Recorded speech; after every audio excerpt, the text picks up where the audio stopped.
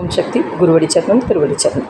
ஆக்கமும் ஆன்மீகமும் ஒரு அற்புதமான தொழில் நேர்மைகள். ஒரு 2-3 டிப்ஸ் சொல்கிறேன் அதில். இப்போ இட்லி மாவு மீந்துருது, அதில் குட்டி குட்டி போண்டா மாதிரி குணுக்கு மாதிரி போடலாம். அப்போ உங்களுக்கு தெரியும். அதே இதிலேயே 2 ஸ்பூன் ஜவ்வரிசியை போட்டு நல்லா கடுகு உளுத்த பருப்பு தாளித்து தேங்காவை கொஞ்சோண்டு துருவி போட்டு கேரட் வேணால் இஞ்சி பச்சை மிளகா போட்டு பணியாரம் மாதிரி ஊற்றி பாருங்களேன், செமையாக இருக்கும்.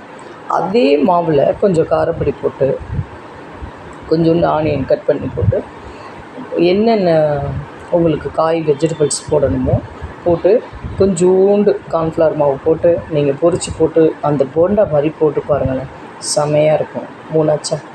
இன்னொன்று மெயின் டிப்ஸ் என்ன அப்படின்னா, இட்லி மாவு மீந்து ரொம்ப புளிச்சு சில பேர் தூக்கி போடுறாங்க. நான் இன்றைக்கி கண் கூட பார்த்தேன். அதை வேஸ்ட்டான வாளிலெல்லாம் நீங்கள் தடவி பாருங்களேன், அந்த உப்பு அரைஞ்சிருக்கிறதெல்லாம் புது வாளியாக மாறிடும். நீங்கள் செஞ்சு பாருங்களேன்.